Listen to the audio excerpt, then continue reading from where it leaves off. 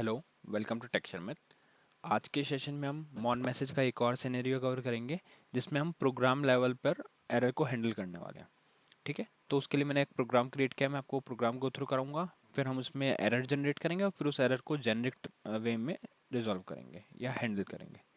ठीक है, तो सबसे पहले हमने क्या किया, हमने एक वेरिएबल डिक्लेयर किया। यहाँ से पीजीएम स्टार्ट हो रहा है, मतलब प्रोग्राम स्टार्ट हो रहा है। फिर हमने एक वेरिएबल डिक्लेयर किया num1 नेम से। तो आपको उसको कैसे डिक्लेयर करना है, DCL लिख के F4 प्रेस करना है और यहाँ पे आप अपना वेरिएबल का नेम दोगे, टाइप दोगे, स्टोरेज डिफॉल्ट रहेगी ऑटो, और लेंथ यहाँ असाइन करोगे। लेंथ हमने असाइन करी 5 और 0। ठीक है, उसके बाद में एंटर हिट कर देंगे। अब ये वाली जो लाइन है मॉन मैसेज, जो मैंने इसको कमेंट किया हुआ है अभी, ये हम बाद में एग्जीक्यूट करेंगे। इससे ही हम प्रोग्राम लेवल पे एरर को हैंडल कर रहे हैं, बट ये हम बाद में देखेंगे। पहले हम देखते हैं कि एरर क्या आ रहा है, फिर उसके अकॉर्डिंग ही वहाँ पे डालेंगे मैसेज। ठीक है, ऑल्दो जो हम प्रोग्राम लेवल हैंडलिंग कर रहे हैं उसमें आपको मैसेज आईडी की भी नीड नहीं रहती। आप एक जेनरिक टर्म डाल दोगे और फिर उससे वो आपका पूरा हैंडल करता है। अब हम देखते हैं कि हम नीचे क्या कर रहे हैं। यहाँ पे प्रोग्राम में लाइन नंबर 19 पे हम क्या कर रहे हैं, हम उस num1 वेरिएबल में वैल्यू असाइन कर रहे हैं, बट उसकी एक्चुअल जो हमने वेरिएबल डिक्लेयर करते टाइम लेंथ रखी थी वो थी 5। और यहाँ आप देखोगे हमने कितने डिजिट का उसमें वैल्यू पास किया है। तो यही लाइन एक एरर क्रिएट करेगी। ठीक है, एरर क्रिएट करेगी तो उस केस में वो प्रोग्राम फेल हो जाएगा और इस वाली लाइन को एग्जीक्यूट नहीं कर पाएगा। आगे जो भी डेट हम लाइन्स ऑफ कोड है उसको एग्जीक्यूट नहीं कर पाएगा, क्योंकि यहाँ पे वो फेल हो जाएगा और बाहर आ जाएगा। तो इस एरर को यहाँ पे हमने एंड पीजीएम किया हुआ है। एंड पीजीएम को एक लेबल दिया हुआ है टर्मिनेट। वो इसलिए दिया है कि जब हम ऑन मैसेज यूज़ करेंगे तो हम यहाँ पे इसको यूज़ कर लेंगे। पर अभी के लिए जस्ट हम देख रहे हैं कि एरर क्या जनरेट हो रहा है। तो इसको कॉल करते हैं। कंपाइल प्रॉपर हो गया, पर कॉल करते टाइम यहाँ पे ये इस मैसेज आईडी के साथ ब्रेक हो गया, MCH1210। इस पे जैसे ही आप F1 करके देखोगे तो यहाँ पे आपको मैसेज भी मिल जाएगा, receiver value too small to hold the result. ठीक है, तो ये एक इशू था जिसकी वजह से हमारा एरर जनरेट हुआ। तो ये एरर पता चल गया। अब इस तरह के और भी एरर्स प्रोग्राम में आ सकते हैं, हमें पता नहीं है कि किस टाइप के एरर वहाँ पे मिल जाए हमें, है ना। तो इसके लिए हम एक जेनरिक वे में प्रोग्राम लेवल पे एरर हैंडलिंग करते हैं। पिछले सेशन में हमने देखा था कि कमांड लेवल पे कैसे करते हैं। तो उसमें तो क्या था, जैसे ही आपने कमांड एग्जीक्यूट की उसके बाद मॉन मैसेज को यूज़ करके उस एरर को ट्रैप कर लेते थे। अभी हम इसको करेंगे प्रोग्राम के स्टार्टिंग पे। आप यहाँ देखोगे, यहाँ हम मॉन मैसेज यूज़ कर रहे हैं। तो इसमें हम क्या करने वाले हैं, हम एक जेनरिक टर्म डाल देते हैं कि MCH0000। तो इसमें क्या होगा, जो भी एरर MCS से स्टार्ट होगा वो सारा कवर हो जाएगा। प्रोग्राम में जो भी जिस भी टाइप के एरर आएंगे तो वो जेनरिक वे में उसको हैंडल कर लेगा। तो जैसे यहाँ पे अगर कोई लाइन फेलियर होता है तो ये ऑटोमेटिकली इस लाइन पे जाएगा और यहाँ से हमने कमांड लेवल में दिया हुआ है गो टू। तो मैं इस पर F4 करके दिखाता हूँ। MON MSG लिख के F4 करना है। मैसेज आईडी में डाल दिया हमने MCH0000।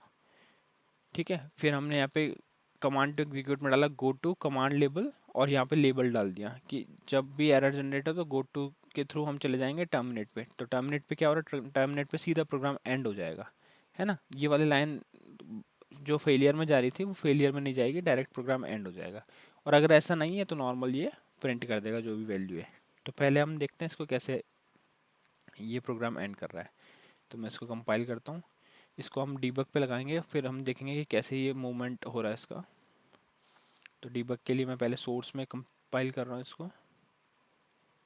सोर्स में कंपाइल हो चुका है। अब इसको हम डीबग लगाएंगे। डीबग के लिए strdbg, प्रोग्राम का नेम कॉपी कर लेते हैं, F4, यहाँ प्रोग्राम नेम लाइब्रेरी नेम, और यहाँ पे हम इसको यस ऑप्शन देके डीबग पे सेट कर देंगे। जैसे डीबग स्क्रीन ओपन होगी वहाँ पे ब्रेक पॉइंट सेट करेंगे लाइन नंबर 1 पे, और फिर इसको प्रोसीड करके देखेंगे। तो जहाँ प्रोग्राम फेलियर हो रहा होगा उससे आपको पता चलेगा कि वो डायरेक्टली जो हमने प्रोग्राम लेवल एरर हैंडलिंग करी, जो मॉन मैसेज डाला है, वो उस पर मूव करेगा और फिर उस अकॉर्डिंग एक्शन लेगा। तो BR1 कर दिया ब्रेक पॉइंट 1 के लिए। कॉल करते हैं इसको। तो ये देखो, पहले ये इस लाइन पे आया, अब यहाँ पे इसको एक एरर मिला। तो एरर मिलते ही ये डायरेक्ट कहाँ आ गया, टर्मिनेट पे। ये इस लाइन को भी एग्जीक्यूट नहीं किया, ये प्रोग्राम फेल भी नहीं हुआ, ये सीधा इस पे आ गया। वो इसलिए क्योंकि हमने प्रोग्राम लेवल पे एरर हैंडलिंग की हुई थी। ठीक है, इसको एंड डिबग करते हैं। अब देखते हैं कि अगर हम सही इसमें वैल्यू पास करेंगे तो क्या होगा। जैसे अगर हम 1230 पास करते हैं, 5 डिजिट है, हमने 4 डिजिट पास किया, और अब इसको हम कंपाइल करके कॉल करते हैं। तो इसने वैल्यू को प्रिंट कर दिया, कोई एरर जनरेट नहीं हुआ, और ना वो एंड पीजीएम पे गया, टर्मिनेट पे नहीं गया, है ना। तो इस तरह से ये वर्क करता है। अब आप लोगों ने देखा होगा कि कुछ जगह पे जेनरिक एरर्स में CPF ऑल ज़ीरो भी यूज़ करते हैं, CPF ऑल ज़ीरो। तो वो भी एक तरह से क्या करेगा, उसमें CPF से रिलेटेड जो भी एरर्स हैं सारे हैंडल हो जाएंगे। MCH हो गया, तो ये इस कंडीशन वाइज आप यहाँ पे एक जेनरिक टर्म डाल सकते हैं, तो वो सभी एरर्स को हैंडल कर लेता है। वैसे ही अगर आप कोई पर्टिकुलर, जैसे मान लो हमने डाला CPF 80, जो भी आईडी है 1 2, तो 1 2 से रिलेटेड जो भी एरर्स हैं जो 1 2 से स्टार्ट हो रहे हैं वो ये रिजॉल्व कर देगा, मतलब ट्रैप कर लेगा। ठीक है, वैसे ही अगर MCH 1 2 डाल देंगे तो MCH से रिलेटेड जो भी एरर है, तो इस वे में हम हमारा एक जेनरिक एरर जनरेट करवा सकते हैं जब भी प्रोग्राम फेल होता है। तो ये सिर्फ इस कमांड के लिए नहीं है, अगर इससे रिलेटेड कुछ और भी इश्यूज आते हैं प्रोग्राम में तो भी हमारे को डायरेक्टली प्रोग्राम को एंड कर देगा। ठीक है, तो ये एक वे है जिसके थ्रू हम प्रोग्राम लेवल पे एरर हैंडलिंग कर सकते हैं। आप लोगों ने मोस्टली देखा होगा कि CPF 0000 यूज़ करते हैं या CPF 9999 यूज़ करते हैं। तो वो रीज़न यही होता है कि अगर 9999 से बड़ी वैल्यूज़ को अगर आपको ट्रैप करना है तो आप CPF 9999 डालोगे, और CPF 0 वाली सीरीज़ को आपको कैप्चर करना है तो आप CPF 0000 डालोगे। ठीक है, तो जैसी रिक्वायरमेंट होगी उस अकॉर्डिंग हम एरर हैंडलिंग के लिए यहाँ पे मैसेज डाल देंगे CPF 0000।